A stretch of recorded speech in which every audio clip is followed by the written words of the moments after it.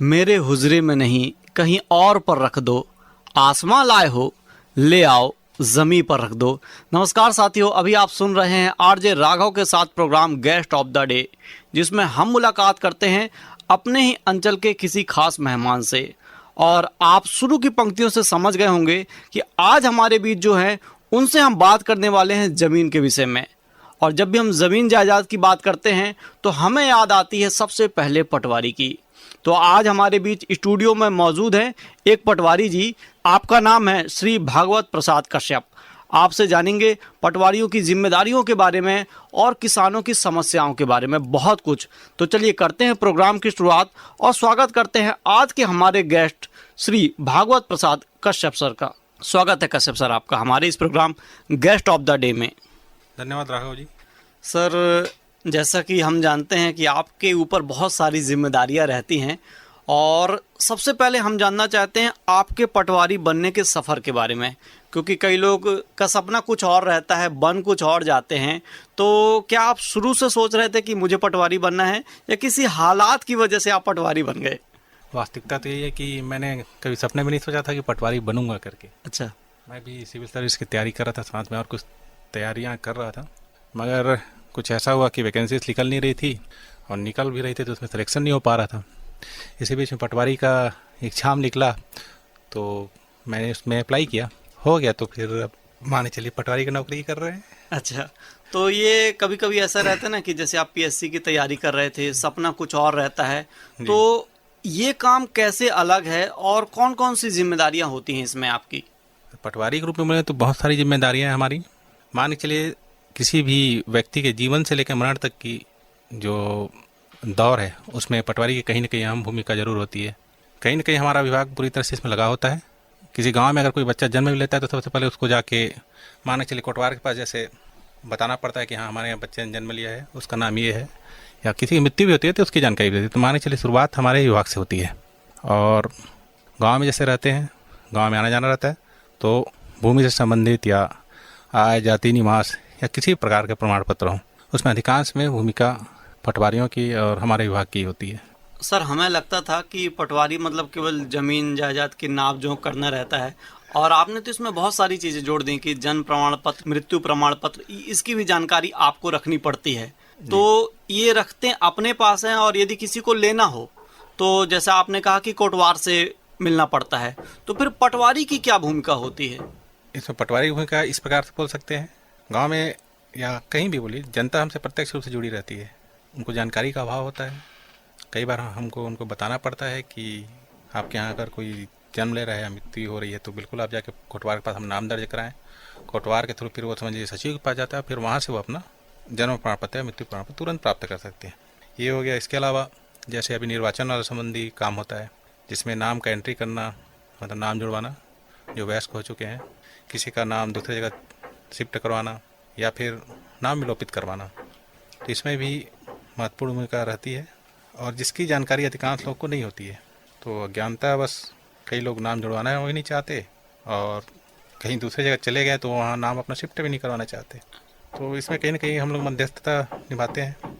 हम लोगों को जानकारी देते हैं कि नहीं भाई, आप नाम जुड़वा लीजिए, आपका वोटर आईडी बनेगा तो आपके साथ आपको शासन की विभिन्न योजनाओं का लाभ मिलेगा, और उसके वैसे भी कई बहुत सारे फायदे हैं। सर, आपका कार्य क्षेत्र कौन सा है? क्योंकि हर पटवारी को अलग अलग जगह दी जाती है, कोई गांव रहता है या फिर शहर की कोई जगह रहती है। अभी वर्तमान में मेरा कार्य क्षेत्र तिलगा है और मंगूरसिया, इन दोनों के अंतर्गत कुल 11 गांव है। इन पूरे 11 गांव में मेरा काम चल रहा है। अच्छा, 11 गांव को संभालना। कभी हम सुने थे 11 मुल्कों की पुलिस किसी को ढूंढती है, तो 11 गांव आप संभाल के रखे हैं। तो सर, आपका एक बार फिर स्वागत है हमारे इस प्रोग्राम में। सर, अब हम आपसे ये जानना चाहते हैं, जैसे आपने बताया बहुत सारी जिम्मेदारियां होती हैं, आपने तो अभी शॉर्ट में बताया, आप हमें क्या उसको डिटेल में बता सकते हैं? जी बिल्कुल, मैं बताना चाहूँगा।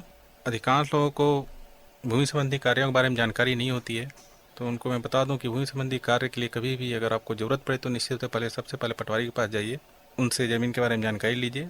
न केवल ज़मीन के बारे में बल्कि किसी भी प्रकार के जो राजस्व विभाग से जुड़े हुए किसी भी जानकारी को आप उनसे ले सकते हैं। आज की डेट में आप देख रहे होंगे कि हमारा समाज एक शिक्षा की ओर अग्रसर है। हर कोई अच्छी से अच्छी शिक्षा चाहता है। वहाँ पे निश्चित रूप से सभी वर्गों को लोगों को आय प्रमाण पत्र, जाति प्रमाण पत्र, निवास प्रमाण पत्र की आवश्यकता होती है, जिसमें प्राथमिक रूप से प्रतिवेदन हमारा लगता है, जिसको हम लोग बनाते हैं। तो ये माने चलिए कि किसी उम्र का भी रहे बच्चा, चाहे वर्तमान में शासन की महत्वपूर्ण योजना भी आई है, जिसमें उन्होंने शून्य से लेके, शून्य मतलब एक दिन का जो बच्चा पैदा हो उसका भी जाति प्रमाण पत्र बनाने के लिए आंगनबाड़ी कार्यकर्ताओं और राजस्व विभाग को निर्देशित किया है। मतलब ये माने चलिए कि अब आने वाले समय में किसी को किसी प्रकार के प्रमाण पत्र के लिए ज़्यादा भटकने की आवश्यकता नहीं होगी। सरकार की योजना जो है, सरकार तुम्हारे द्वार इस टाइप का एक योजना है, जिसके अंतर्गत प्रमाण पत्र आपको समझिए घर बैठे बनाकर पहुंचा के दिया जाएगा। मतलब पहले जो हमें प्रमाण पत्र हासिल करने के लिए, लेने के लिए चक्कर लगाने पड़ते थे सरकारी दफ्तरों के, तो क्या हमें वो घर बैठे मिल जाएगा? बिल्कुल मिल जाएगा। सरकार की योजना के अंतर्गत ही एक मितान करके एक नियुक्ति किया गया है, जिसमें उनको आप कॉल करके आप बुला सकते हैं, उनको बता सकते हैं कि हमको प्रमाण पत्र बनाना है। उनको आप जो डॉक्यूमेंट्स जो चाहिए रहते हैं उनको आप उपलब्ध कराइए, वो आपको प्रमाण पत्र बना के भी देंगे और आपको घर पहुंचा के भी देंगे। उसका जो मिनिमम फीस जो रहता है स्कैन वगैरह करने का, वो आप सीधे उनके अकाउंट में ट्रांसफ़र कर सकते हैं। सर, हमने सुना है कि आपको इसके अलावा भी बहुत सारी जानकारी संग्रह करनी पड़ती है, जैसे भूमि में क्या उत्पादन हुआ, कैसे हुआ, किसानों की जानकारी और खसरा नक्शा, इसके बारे में हम सुनते आ रहे हैं। इसके बारे में आप हमें यदि कुछ बताना चाहें तो। मान के चलिए राज्य मतलब राष्ट्रीय स्तर पे कई तरह की योजनाएं बनती हैं, उसमें कहीं ना कहीं हमारे विभाग के सांख्यिकी डाटा रहता है, उसका महत्वपूर्ण योगदान होता है। किसी क्षेत्र विशेष में कौन कौन सा फसल लिया जाता है, किस प्रकार का फसल लिया जा रहा है, वहाँ की भूमि किस प्रकार की है, वहाँ की सिंचाई सुविधाएं किस प्रकार की है, वहाँ के लोगों का रहन सहन किस प्रकार का है, ये सारी जानकारी कहीं ना कहीं पटवारियों के माध्यम से सरकार के पास जाती है। अभी जैसे खरीफ का सीजन चल रहा है, छत्तीसगढ़ में तो जैसे अधिकांश एरिया में धान की फसल होती है, इसके अलावा और कई प्रकार की फसल होती है, चाहे तिल है, मूंग है, उड़द है, मूंगफली है, कई प्रकार की सब्जियां हैं, बागवानी का है। ये सारी जानकारियां हम अपने रिकॉर्ड में, जिसको खसरा 5 साला कहते हैं, उसमें दर्ज करते हैं और उसका जो डाटाबेस तैयार होता है वो सरकार की तरफ से सीधे सेंट्रल गवर्नमेंट के पास जाता है और उसके आधार पर कई तरह की योजनाएं जो तैयार होती हैं। अभी कुछ साल पहले आपने सुना होगा कि फसल बीमा योजना शुरू किया गया है, जिसके अंतर्गत अपन क्रॉप कटिंग करते हैं। क्रॉप कटिंग करने जब हम जाते हैं तो एक निश्चित औसत निकालते हैं। क्रॉप कटिंग में जो औसत निकलता है उसके आधार पे कहीं पे सूखा पड़ रहा है तो वो जानकारी अपने को मिल जाती है, कहीं पे धान का फसल अच्छी हुई है, नहीं हुई है, या किसी भी प्रकार की फसल की हो जो क्रॉप कटिंग के अंतर्गत जिसको करते हैं अपन, उसके आधार पे गवर्नमेंट को योजना बनाने में सहूलियत होती है। क्रॉप कटिंग आपने शब्द का उपयोग किया है, इसका मतलब क्या होता है? क्रॉप कटिंग का मतलब ये होता है कि हमारे पास जैसे किसी गांव में सिंचित और असिंचित 2 प्रकार की फसल होती है जी तो दोनों प्रकार की फसल के लिए कम से कम 2-2 क्रॉप कटिंग आता है हमारे पास, जी। जिसमें सिंचित फसल का 2 लेना रहता है और 2 असिंचित फसल का। और इसके लिए ऐसा नहीं है कि हम कोई पर्टिकुलर किसी अच्छी जगह को चयन कर लें और उसके बाद वहाँ जाके क्रॉप कटिंग करें, ऐसा नहीं है। इसके लिए रैंडम नंबर आता है, रैंडम नंबर के आधार पे हम क्रॉप कटिंग करते हैं और उसमें जिस खसरा नंबर आता है, जो भी खसरा नंबर रैंडम नंबर में, उसके आधार पे हम जाके क्रॉप कटिंग करते हैं, उनका वजन निकालते हैं। वजन चारों फसल का मतलब जो 4 कटिंग करेंगे उसका निकालेंगे और उसका औसत निकालते हैं। उसके आधार पे कई चीज़ें तय हो जाती हैं कि नहीं यहाँ पे सूखा पड़ रहा है या यहाँ पे फसल अच्छी हुई है अथवा नहीं हुई है करके, और उसी के आधार पे फिर गवर्नमेंट योजनाएं बनाती है। जैसे आपने बताया कि फसल बीमा से हम ये समझते हैं कि जैसे कई किसान बारिश पर आधारित रहते हैं, वर्षा पर आधारित रहते हैं, कभी वर्षा हुई नहीं हुई या मौसम पर आश्रित रहते हैं, तो यदि कुछ नुकसान हो गया तो क्या उनको उतनी रकम मिल सकती है जितने का नुकसान हुआ है, या फिर कितने तक का बीमा हो पाता है? बीमा किसान अपने जैसे पूरे फसल का कराते हैं तो उसका एक निश्चित रकम रहता है, उस आधार पे उनको मुआवजा दिया जाता है उसका। मतलब यदि कुछ दिक्कत हो गई हाँ, मौसम के चक्कर में तो उनको मौसम के पूरा चक्कर में मिल जाएगा किस प्रकार का पैसा। नुकसान होता है, जैसे ओला गिर गया, अतिवृष्टि हो गई या अनावृष्टि भी हो गई, जिससे फसल का नुकसान हुआ हो तो दिया जाता है। तो ये बीमा की रकम किस प्रकार से मतलब लेते होंगे पहले आप लोग? मतलब जैसे हम नहीं, लोग ये रकम हम इंश्योरेंस लेते हैं। करते हैं उसी टाइप का है ना, जैसे इंसान का इंश्योरेंस होता है या गाड़ी का इंश्योरेंस होता है, उसी प्रकार का रहता है ये भी? ये उसी प्रकार का रहता है, लेकिन ये रकम हम लोग नहीं लेते हैं। अच्छा। ये इसके लिए अलग एजेंट नियुक्त होते हैं, वो करते हैं। बाकी मान के चलिए जो रिपोर्ट जो जनरेट होता है कि किसी एरिया विशेष में फसल अच्छी हुई है अथवा नहीं हुई है, वो जानकारी हमारे द्वारा जाती है। बहुत बढ़िया जानकारी दे रहे हैं आप। तो चलिए प्रोग्राम में आगे बढ़ते हैं। और कश्यप सर, अब हम आपसे ये जानना चाहते हैं कंप्यूटरीकृत के बारे में। जैसे समय बदलता जा रहा है, पहले कागज़ में लिखते थे और बहुत सारे रिकॉर्ड ऑफलाइन कह सकते हैं या हार्ड कॉपी में हम लोग एकत्र करते थे, और कंप्यूटरीकृत होने की वजह से बहुत सारे डाटा हम अपलोड करते हैं कंप्यूटर में, और कोई भी कहीं से भी अपनी जानकारी कंप्यूटर से प्राप्त कर सकता है। ये तो बात हुई कंप्यूटरीकृत की, मगर हम आपसे ये जानना चाहते हैं कि कई किसान ऐसे हैं, कई लोग ऐसे हैं जो कंप्यूटर के बारे में ज़्यादा नहीं जानते हैं, तो कितनी कठिनाई होती है आपको उनको समझाने में, और ये कितना फ़ायदेमंद है, नुकसानदायक है, इसके बारे में आप हमें बताएं। वर्तमान में आप सभी समझ रहे हैं कि कंप्यूटर का युग है। सरकार भी चाहती है कि सारी योजनाएं जो है अंतिम सिरे तक पहुंचे, इसके लिए डिजिटल किया गया है। वर्तमान में छत्तीसगढ़ में भूया सॉफ्टवेयर के माध्यम से यहाँ के जितनी भी भूमि है उन सबको ऑनलाइन कर दिया गया है, जिसके माध्यम से छत्तीसगढ़ के किसी भी किसान को छत्तीसगढ़ या किसी भी ऑल इंडिया के किसी भी कोने से वो भूया सॉफ्टवेयर में से अपना जो ऑनलाइन रिकॉर्ड है, चाहे उसको खसरा चाहिए या B1 चाहिए अथवा नक्शा चाहिए, वो आसानी से प्राप्त कर सकता है। हाँ, चूँकि ये कंप्यूटर बोले तो एक प्रकार से ऐसा लगता है कि शहरी क्षेत्र में लगभग सब जानते हैं, ग्रामीण एरिया में कोई नहीं जानता। तो ऐसा भी नहीं बोल सकते अपन, क्योंकि आज के समय में ऐसा हो गया कि हम चाहें तो मोबाइल के माध्यम से भी हमारे भूमि की वास्तविक स्थिति क्या है, हमारा नाम उसमें भूया में दर्ज है अथवा नहीं है, उसको हम प्राप्त कर सकते हैं।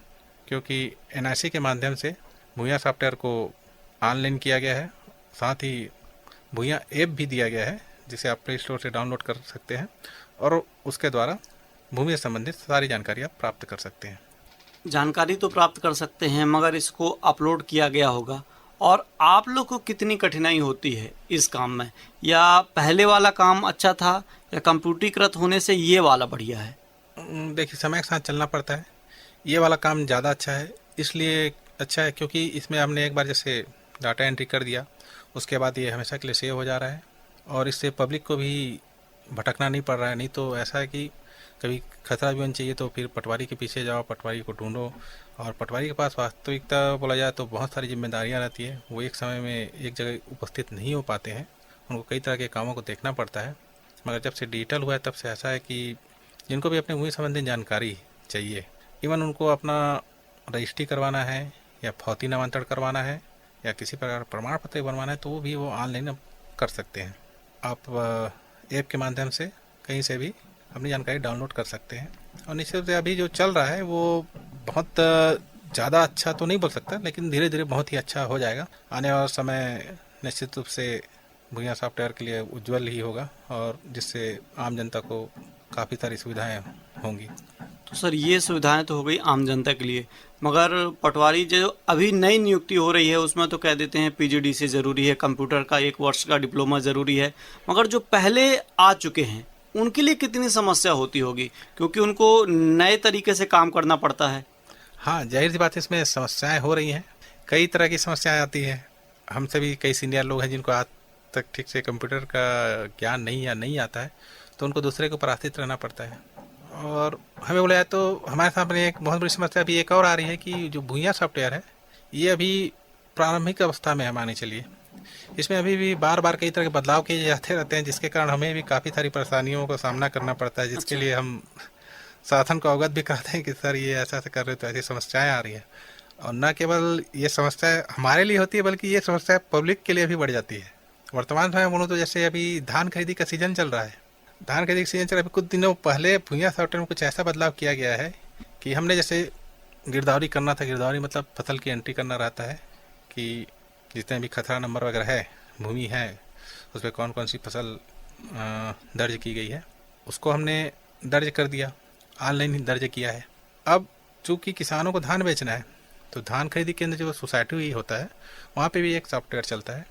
अभी सोसाइटी मॉड्यूल वाला जो सॉफ्टवेयर है उसमें कई किसानों का रकबा जो है 0 दिखा देता है। अच्छा, जो एक समस्या है। तो इसके लिए हमने अपने उच्चाधिकारियों से बात की, क्योंकि हमारे सॉफ्टवेयर भूया सॉफ्टवेयर में वो सब फसल के रूप में इंद्राज और फसल के रूप में दिखाई दे रहा है, मगर सोसाइटी मॉड्यूल का जो सॉफ्टवेयर है वो भूया से ठीक से लिंक नहीं हो पा रहा है, जिसके कारण भूमि स्वामी जो किसान वगैरह जिनको धान बेचना है उनको समस्याएं आ रही हैं। और उम्मीद करते हैं जल्दी सुधार हो जाएगा इसमें, उसका समस्याएं खत्म हो जाएगी। बिल्कुल, समस्याएं यदि आती हैं तो ख़त्म तो उन्हें होना ही रहता है।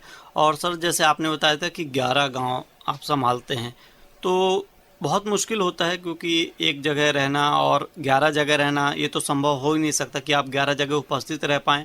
तो क्या आप मोबाइल नंबर वगैरह वहाँ छोड़ते हैं? कैसे गांव के लोग आपसे कनेक्ट हो पाते हैं, कैसे मिल पाते हैं? जैसे 2 हल्का है मेरा, तो 2 हल्का में 2 ऑफिस बना है मेरा, जो हमने मतलब बनाया है ऑफिस बैठने के लिए। जनरली हम सरकारी भवन वगैरह में बैठते हैं, पंचायत भवन वगैरह में। लोगों को पहले से सूचना दे दिए रहते हैं, मुनादी करवा देते हैं हम जिस दिन जाते हैं। और जनरली सोमवार और मंगलवार जो अच्छा। हमारा मुख्यालय दिवस होता हम्म। है ये न केवल मेरे लिए बल्कि पूरे प्रदेश के सभी पटवारियों के लिए लागू होता है कि सोमवार और मंगलवार को वो अपने मुख्यालय दिवस में अपने हल्का मुख्यालय में ही रहते हैं और अधिकांश तरह का काम वहाँ पे बैठ के निपटाते हैं। और जब फील्ड का काम होता है तो फील्ड पे जाते हैं। गांव में लगभग लोगों को पता चल जाता है जब हम जाते हैं तो। बिल्कुल। और मैंने कहीं सुना था कि किसी भी हलके को हलके में मत लीजिए, क्या पता वो हलका कल के दिन आपके हलके का पटवारी निकले। तो ऐसा होता है। और जैसा कि आप जानते हैं, आज हमारे साथ स्टूडियो में मौजूद हैं श्री भागवत प्रसाद कश्यप जी। आप एक पटवारी हैं और आप राजस्व पटवारी संघ के प्रदेश अध्यक्ष भी हैं। तो पहले श्रोताओं, हमने बात की कि किसानों की क्या समस्या हैं, लोगों की क्या समस्या हैं जो भूमि मालिक हैं, मगर बहुत सारी समस्याएं होती हैं पटवारियों की भी। और सर, हम आपसे अब सीधा यही प्रश्न करना चाहते हैं कि आप प्रदेश अध्यक्ष तो हैं, तो पटवारियों की कौन कौन सी समस्याएं होती हैं? क्योंकि पहली समस्या तो आप एक पटवारी के रूप में गांव वालों की हल कर रहे हैं, अपने लोगों की हल कर रहे हैं, मगर प्रदेश अध्यक्ष के रूप में आपकी जिम्मेदारियां और बढ़ जाती हैं, पूरे प्रदेश के पटवारियों की जो समस्या है उसको भी हल करने की। तो उसे आप कैसे कर पाते? चूँकि मैं एक सामान्य पटवारी के साथ साथ राजस्व पटवारी संघ का प्रदेश अध्यक्ष भी हूँ, तो निश्चित रूप से मेरी जिम्मेदारियाँ कुछ ज़्यादा ही रहती हैं। हमें अभी कई तरह की समस्याओं का सामना भी करना पड़ता है, करना पड़ भी रहा है। जैसे अभी थोड़ी देर पहले मैंने बताया कि भूइयाँ सॉफ्टवेयर जिसमें हम लोग काम करते हैं, मैं आपको बताना चाहूँगा कि वो पूरा काम कंप्यूटर बेस पे होना है। और निश्चित रूप से आज ऐसा हो गया कि लगभग अधिकांश के घरों में कंप्यूटर वगैरह है, तो हम अब उसके माध्यम से जो भी भूइयाँ का काम है, चाहे नाम एंट्री करना हो, फसल एंट्री करना हो, भौतिक नामांतरण करना हो, वो सारे काम कंप्यूटर के माध्यम से करते हैं। मगर आपको मैं विशेष रूप से बता दूं, भूइयाँ सॉफ्टवेयर में कई बार बदलाव किया जा रहा है, जिसमें ये बोला जाता है कि नहीं सरलीकरण कर रहे हैं करके, मगर पता नहीं उनको लगता है शायद सरलीकरण है, लेकिन कहीं ना कहीं ये हमारे लिए भी दिक्कत होता है, आम जनता के लिए भी दिक्कत होता है। अभी कुछ दिनों पहले नामांतरण का सरलीकरण किया गया, जिसमें ये बोला गया कि नामांतरण के लिए अब आपको कहीं भटकने की आवश्यकता नहीं, नामांतरण जल्द से जल्द हो जाएगा। मगर वास्तविकता ये है, उसमें 11 बिंदु दिए गए हैं जिसका प्रतिवेदन हमको देना है, जिसको हाँ या नहीं में देना है। मगर वो उसमें कुछ एक बिंदु ऐसे हैं जिसके लिए हमको मौके पे भी जाना पड़ेगा। तो मौके पे जाना पड़ेगा मतलब जाहिर सी बात है, पब्लिक को हमको ढूंढना पड़ेगा, या हम पब्लिक को ढूंढें या पब्लिक हमको ढूंढे। जी। तो उसके बिना कैसे हो पाएगा? क्योंकि वहाँ पे एक पॉइंट ये भी है कि भूमि का स्वरूप कैसा है, स्थल कैसा है। तो जब तक हम उस स्थल पे खड़े नहीं होंगे तो हम जानेंगे क्या कि वो खाली ज़मीन है कि खेती वाला ज़मीन है, कि उसमें बिल्डिंग बना है कि कुछ नहीं बना है। तो ये है कुछ कुछ बातें जो जिसके बारे में हमने माननीय सचिव सर से भी और संचालक सर से बात की कि सर ऐसी ऐसी समस्याएं आ रही हैं। इसके अलावा अभी एक और समस्या जो विकराल रूप से हमको घेर रही है जी। शासन की योजना के अंतर्गत ई कोड भी चल रहा है, वो भी ऑनलाइन है। ई कोड से जो आदेश होता है उसको हमको अपने भूइयाँ में अपडेट करना होता है। तो पहले उसमें एक ऑप्शन था अद्यतीकरण करके, तो हम उसमें जाते थे, क्लिक करते थे, उसके बाद कुछ थोड़ा मोड़ा प्रोसेस था, उसमें अद्यतीकरण हम कर देते थे। अभी ऐसा हो गया है कि ये बोला जा रहा है कि शासन का जो आदेश हुआ है ई कोड के माध्यम से, उसको आप लोग फिर से MD सीरीज में अपलोड कीजिए। MD सीरीज मतलब एक चीज़ है जिसमें हमको पूरे डॉक्यूमेंट को स्कैन वगैरह करना है, उसके बाद अपने सॉफ्टवेयर में अपलोड करना है। यहाँ मैं स्पष्ट रूप से बता दूं कि किसी भी पटवारी के पास न स्कैन करने के लिए स्कैनर दिया गया, ना सिस्टम दिया गया है। तो चलिए हम मान भी लिए, इसको कर भी लें, लेकिन उसमें समस्या ये है कि ऑलरेडी वो ई कोड के माध्यम से आदेश हो चुका है। अब उसको हम फिर से स्कैन करते हैं, फिर से अपलोड करें, उसके बाद फिर आदेश होगा। तो न केवल हमारे लिए वो एक समस्या हो रही है, अपितु अधिकारियों के लिए भी, जैसे तहसीलदार साहब, उनके लिए भी, क्योंकि उनको फिर उसको आदेश करना पड़ेगा। कुछ दिन पहले की बात बता रहा हूँ, ऐसा था कि नामांतरण के लिए कोई बहुत ज़्यादा पेचीदा नहीं होता था। हमारे तहसीलदार साहब लोग आसानी से उसको मोबाइल के माध्यम से भी कहीं ना कहीं से कहीं से भी ऑपरेट करके उसको ओके कर सकते थे। मगर अभी ये ऐसा कर दिया कि उसको डिजिटल करना है। तो डिजिटल करना है, एक डिजिटल हस्ताक्षर होता है उसके थ्रू। तो उसके लिए है कि आपको एक अलग से सिस्टम चाहिए, उसमें आप बैठिए, उसमें अपना डिजिटल साइन लगाइए, उसके बाद उसको आदेश कर पाएंगे। जबकि जिस प्रकार हमारे पास खूब सारी समस्याएं और काम रहती हैं, उसी प्रकार हमारे अधिकारियों के पास भी खूब सारे काम रहते हैं, विविध प्रकार के उनको कार्य करने पड़ते हैं। कुल मिला बोला जाए तो 24 घंटे भी कम पड़ते हैं हमारे पास। तो ठीक है, हम शासकीय कर्मचारी, लेकिन कहीं ना कहीं से इसके पब्लिक के बीच में असंतोष पैदा हो रही है इस सब कामों से, क्योंकि काम में बहुत ज़्यादा विलम्ब हो रहा है। सर, आपसे जब हम ये जानकारी ले रहे हैं तो पहले एक भ्रांति है जिसे हम कह सकते हैं, सरकारी नौकरी मतलब आराम का काम। और जब हमें ये जानकारी मिल रही है तब ऐसा लगता है कि 24 घंटे भी यदि कम पड़ रहे हैं। मैं अभी आपके पास बैठा हुआ, मोबाइल मेरा साइलेंट मोड में है, फिर भी 3-4 कॉल आ चुका है। तो सर, आप तो कंप्यूटर से जुड़े हुए हैं, आपके साथ यदि ये समस्याएं आ रही हैं तो जो पहले जिन्हें कंप्यूटर नहीं आता था, जो अभी नौजवान लड़के जुड़ रहे हैं, तो कैसे आपको तो दोनों को सामंजस्य बैठा के चलना पड़ता है, क्योंकि आप तो प्रदेश अध्यक्ष हैं, आपको दोनों की समस्याएं सुननी पड़ती हैं। मगर जो परेशानियां हैं, समस्याएं हैं, ज़्यादा से ज़्यादा आप वहां तक पहुंचा सकते हैं। तो कभी कभी ऐसा रहता है कि आश्वासन देना पड़ता है लोगों को कि धैर्य बना के रखें। तो प्रदेश अध्यक्ष के रूप में आपकी कौन कौन सी चुनौतियां होती हैं और कौन कौन सी जिम्मेदारियां होती हैं? एक प्रदेश अध्यक्ष के रूप में देखूं तो बहुत सारी चुनौतियां हैं। जैसे मैंने बताया, हमें भूइयाँ ही सबसे बड़ी चुनौती है। इसके अलावा हमारे खुद के कई तरह काम हैं। खैर, ऐसा ही समस्याएं तो चलती रहती है, समाधान भी होते रहता है। बिल्कुल, कुल मिलाकर हम ये कहें कि समस्याएं हैं तो समाधान भी हैं, बस गाड़ी धीरे धीरे चलती रहती है। तो थोड़ा सा मैं रुख चेंज करता हूँ। हर किसी की पर्सनल लाइफ होती है और कभी कभी ऐसा होता है कि हम अंतर नहीं कर पाते हैं, या कभी कभी जो हमारे काम है, जैसे आपका जो भी नौकरी के रूप में काम है, पटवारी के रूप में काम है, उस टेंशन को हम घर में लेके चल जाते हैं। और कभी कभी घर की टेंशन हो जाती है तो यहाँ लेकर आ जाते हैं। तो क्या कभी आपके साथ ऐसी समस्याएं होती हैं कि आप पटवारी का काम घर में लेकर गए हों और वहाँ से भाभी जी बोले हों क्या दिन भर यही करते रहते हो? जाहिर सी बात है, होता है ऐसा भी होता है। कभी कभी तो ऐसा भी हो जाता है कि पता चला श्रीमती जी को लेकर घूमने भी गए हैं। हाँ, लोग वहीं मिल जाते, तो कैसे, तो सर प्रमाण पत्र वहीं पे बनाना शुरू करते हैं। क्या करेंगे अब? हाँ, चाहे छुट्टी का दिन हो, चाहे जैसा भी रहे, हाँ, वहाँ नहीं चले 24 घंटे अपने को काम करना ही पड़ता है कहीं ना कहीं। तो छुट्टी किसी दिन रहती है? अधिकतर तो देखते हैं हम रविवार की छुट्टी रहती है। आप लोग के लिए रविवार की है? क्योंकि कई जगह हम देखते हैं तो गांव में रविवार सोमवार क्या। तो ये ऐसा ही है कि शनिवार रविवार छुट्टी है, लेकिन राजस्व विभाग के लिए माने चलिए कि कोई छुट्टी नहीं रहती है। क्योंकि अब सीधी सी बात है, हम ग्रामीण एरिया के लोगों से जुड़े रहते हैं और अधिकांश लोग को ये भी लगता है कि छुट्टी के दिन पटवारी जी आसानी से उपलब्ध हो जाते हैं। ये भी एक सही बात है। तो हम भी ऐसा है कि लोग आते हैं तो हम उनको मना भी नहीं करते। किसी को प्रमाण पत्र बनाना है, किसी को पत्र एंट्री कराना है, किसी को और कुछ काम है, तो जनरली अपन कभी मना नहीं किया किसी को। जो भी जिस दिन भी जिस समय भी आ जाए, अपन तैयार रहते हैं काम करने के लिए। सर, आपसे जब हम सुन रहे हैं तो ऐसा लगता है बहुत सारी चुनौतियां हैं, बहुत सारी समस्याएं हैं, मगर आप इतनी बढ़िया हंस हंस के जवाब दे रहे हैं हमें। और मतलब पर्सनल लाइफ में भी आप ठीक ठाक, हमें लगता है कि निजी जीवन में भी पूरा समय दे पाते होंगे परिवार को, यदि इससे समय बच पाता है तो। ये ऐसा ही है, माने चलिए कि जिस हल्के पर रहते हैं पूरा हल्का ही हमारा परिवार है। अच्छा, सबको साथ देना पड़ता है। हाँ, ये बहुत बढ़िया सबको समय बात देना कही चाहिए, हाँ, देना पड़ता है हम लोग को। ये बहुत बढ़िया बात कही आपने, उस हल्के को ही अपना परिवार मान लिए। और कभी कभी ऐसा रहता है कि जब हम घर की चीज़ें बाहर ले जाते हैं, बाहर की चीज़ें घर ले जाते हैं, तो आप कितना समय दे पाते हैं घर परिवार में अपने? घर परिवार के लिए भी पर्याप्त समय दे पाते हैं, ऐसा नहीं है कि नहीं दे पाते। देखिए, कहीं जो छुट्टी के दिन आते हैं जनरली, जिनको लगता है वो किसी विशेष परिस्थिति में हमारे पास मिलने आते हैं या कुछ काम के लिए आते हैं, तो उस चीज़ को हम भी समझते हैं और वो भी आते हैं। तो जिस तरह से बोलते हैं, जिस तरह से बताते हैं, तो हमको भी लगता है कि नहीं, उनका काम करना चाहिए। और वैसे भी हम शासकीय कर्मचारी हैं और जिस तरह से हम फील्ड से जुड़े हुए हैं, मेरे को नहीं लगता है कोई पटवारी ये बोलता होगा कि नहीं आज नहीं करूँगा या नहीं कर सकते, ऐसा नहीं है। समझते हर कोई है, क्योंकि कभी किसी पटवारी ने मेरा प्रमाण पत्र बनाया था तब आज मैं पटवारी बना हूँ। जाहिर सी बात है, मैं भी किसी के प्रमाण पत्र या कुछ पता लगा एंट्री करूँगा तो उसके परिवार से कोई ना कोई अच्छा योग्य व्यक्ति निकलेगा जो ऊंचे लेवल पे भी जाएगा।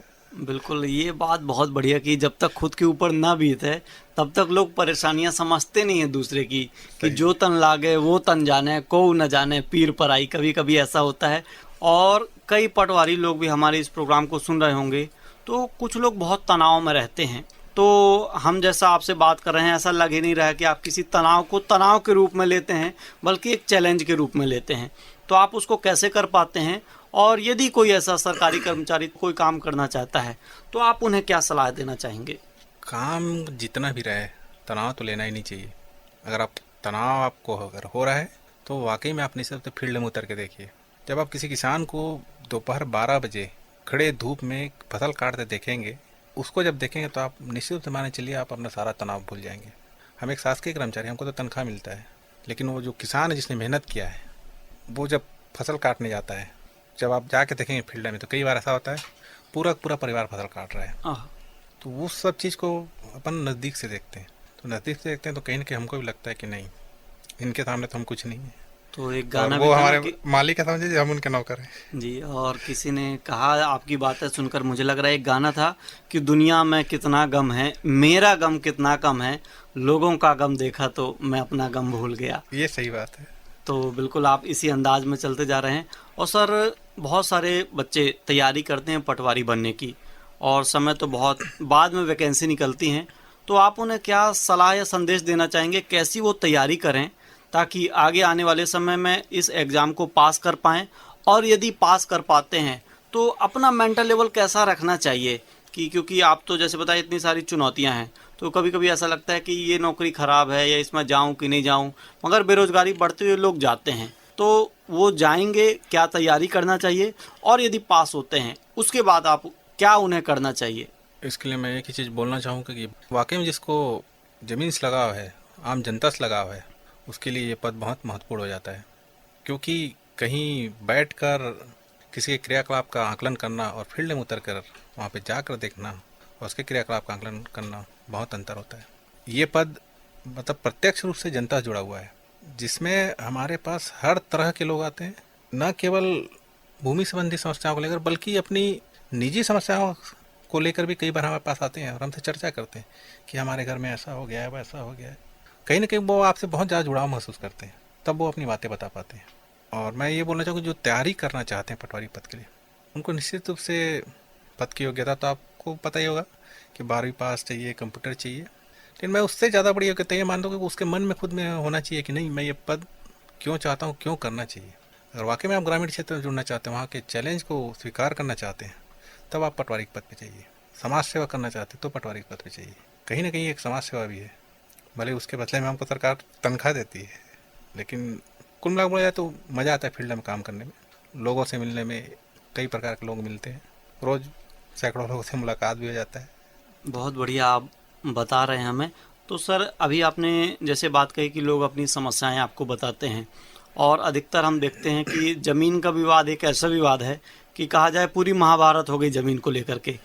तो भाइयों में कभी बातचीत होती है तो सबसे पहले वो पटवारी के पास जाते हैं कि ये ज़मीन इतनी कम, इतनी ज़्यादा।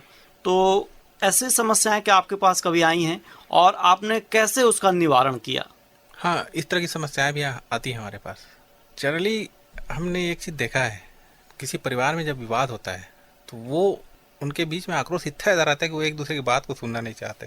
तो कोई ना कोई, या उनमें से कोई बोलेगा ही जरूर, या कोई थर्ड पर्सन को सलाह देगा कि नहीं चलो ऐसे ही चलो पटवारी के पास चलते हैं, उससे पूछेंगे क्या होगा। और जब तक हमारे पास आते हैं, जब हम बताते हैं उनको, तो कहीं ना कहीं से फिर उनको भी लगता है कि नहीं, ऐसा हो जाना चाहिए, ऐसा कर लेना चाहिए। और पटवारी का पद ऐसा है, मान के चलिए हम परिवार को भी चाहते हैं कि जुड़े रहे, आपसी सामंजस्य बना रहे।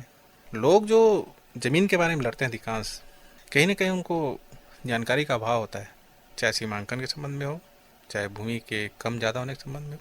पूर्वजों के ज़माने से चला आ रहा है। पता चला कि किसी के पास 1 एकड़ खेत है, 2 भाइयों के बीच में बंटवारा हुआ, आधा एकड़ मिलना चाहिए, रिकॉर्ड में आधा एकड़ चढ़ भी गया। मौके में पता चला तो एक आदमी का कब्जा 40 डिसमिल पे, एक का 60 डिसमिल पे है। तो जिसको 40 डिसमिल पे हो, बाद में पता चलता कि नहीं, मेरा तो 10 डिसमिल कम है। तो उस स्थिति हम जाके उसको समझाते हैं कि ऐसा ऐसा है, भाई आधा आधा मिलना चाहिए। तो लोग मानते भी हैं और समझ जाते हैं उस स्थिति में। समझ तो जाते हैं, मगर कभी कभी जिसके पास 40 है वो तो यही उम्मीद करता है कि 50 हो जाए, तो क्या 60 वाला अपना 10 देने को तैयार हो पाता है? तो 60 वाले को 10 तो देना पड़ेगा ना, क्योंकि वो 60 तो है नहीं, उसका उसका 50 ही है जी। तो उसको देना पड़ेगा भाई। तो एक विचार पर्सनली मेरे मन में आ रहा है कि जैसे किसी ज़मीन के आज बंटवारा हुआ और 4 साल के बाद किसी को जानकारी मिली कि मुझे इतना मिलना चाहिए, और दूसरा व्यक्ति 4 साल तक तो उस ज़्यादा का फ़ायदा उठा लिया, जो ज़्यादा मिला था उसका फ़ायदा उठा लिया, तो क्या कुछ मुआवजा वगैरह देना पड़ता है? बोले 4 साल तो फ़ायदा उठा लियो, अब दे रहे हो, तो उस 4 साल का जो भुगतान है वो कौन करेगा? नहीं, तो ऐसा जनरली नहीं होता है, और पारिवारिक रहता है तो ये सब बातें नहीं आती हैं। लोगों को जानकारी का अभाव रहता है दरअसल, इसलिए क्योंकि पहले से क्या होता है कि जो बड़ा बड़ा खेत रहता है, जैसे 1 एकड़ 2 एकड़ 5 एकड़, तो उसको छोटे छोटे मेड़ बना के खेत में डिवाइड किया जाता है, और खेती करने के दृष्टिकोण से जो सही हो, तो लोगों को ज़मीन के माप के बारे में जानकारी नहीं होती करके इस तरह की समस्या आती है। और लेकिन जब अपन उसको माप के बता देते हैं तो उसके बाद समस्याओं का निराकरण हो जाता है, जनरली मान जाते हैं लोग। चलिए, मान जाते हैं। और जब मानने की बात कर रहे हैं तो हम एक और चीज़ मानते हैं कि आपके गाने की चॉइस बहुत अच्छी है। तो साथियों, आपका एक बार फिर स्वागत है हमारे आज के programme guest of the day में। और जैसा कि आप जानते हैं, आज हमारे साथ मौजूद हैं स्टूडियो में पटवारी जी श्री भागवत प्रसाद कश्यप। आप बहुत बढ़िया जानकारी दे रहे हैं, अलग अलग तरह की जानकारियाँ दे रहे हैं जो हो सकता है आपके भविष्य में काम आए। चाहे आप नौजवान हो, चाहे आपका बहुत समय का कार्यकाल हो चुका हो पटवारी के रूप में, या किसी भी सरकारी जगह में आप एक कर्मचारी के रूप में कार्य कर रहे हैं, अपने तनाव को कैसे दूर कर सकते हैं, ऐसी भी जानकारियाँ आप हमें दे रहे हैं। तो सर, समय कब बीत गया हमें पता नहीं चला, आप बहुत बढ़िया बढ़िया जानकारी दे रहे थे। बस जाते जाते हम आपसे एक संदेश लेना चाहेंगे रेडियो धूम के श्रोताओं को, आप क्या कहना चाहेंगे? रेडियो धूम के श्रोताओं के लिए मैं ये कहना चाहूँगा, जिससे सर ये जो प्रोग्राम है और रेडियो धूम, मेरे को नहीं लगता कि आज के डेट में ये किसी के पहुँच से दूर हो। रेडियो की प्रासंगिकता जो है पहले से चली आ रही है, अभी भी है, और यही एक ऐसा माध्यम बचा है जो हमेशा रहेगा जैसा लगता है। क्योंकि हम भी जाते हैं कहीं कार में घूम रहे हैं कहीं पे भी, तो जनरली अब मोबाइल से न सुनने के बजाय चलो रेडियो धूम लगा लिया जाए, ये ज़्यादा अच्छा लगता है। और चूँकि इसकी पहुँच सब जगह रहती है, ग्रामीण एरिया में भी जाएँ तो कहीं ना कहीं सुनने को मिल जाता है। तो मैं तो बोलना चाहूँगा कि इसमें जो आनंद है रेडियो धूम सुनने में, वो और किसी दूसरे प्रोग्राम में तो नहीं मिलता है। बहुत बहुत धन्यवाद सर, इसका मतलब आप रेडियो धूम बहुत समय से सुनते आ रहे हैं। जाहिर सी बात है। बहुत बहुत धन्यवाद आपका कीमती समय हमें देने के लिए, और बहुत बढ़िया जानकारी हमारे श्रोताओं को देने के लिए, प्रदान करने के लिए। तो श्रोताओं, ये था आज का programme guest of the day, जिसमें आज के हमारे मेहमान थे श्री भागवत प्रसाद कश्यप। उम्मीद है आपको आज के प्रोग्राम में दी गई जानकारियाँ पसंद आई होंगी और आप उन जानकारियों का उपयोग भी करेंगे। तो दोस्तों, आज के प्रोग्राम में बस इतना ही। अब मुझे यानी अपने दोस्त आरजे राघव को दीजिए अनुमति, मैं मिलूंगा आपसे फिर किसी प्रोग्राम में। और हम आपको बता दें, आज के इस प्रोग्राम में तकनीकी सहयोग रहा पवन दिव्यांशु मिश्रा का, इसका संचालन किया आपके दोस्त आरजे राघव ने, और इस प्रोग्राम के प्रस्तुतकर्ता थे रमा शंकर शुक्ला। तो अभी आप सुनते रहिए रेडियो धूम 89.6, क्योंकि ये है दिल से दिल की ट्यून। नमस्कार।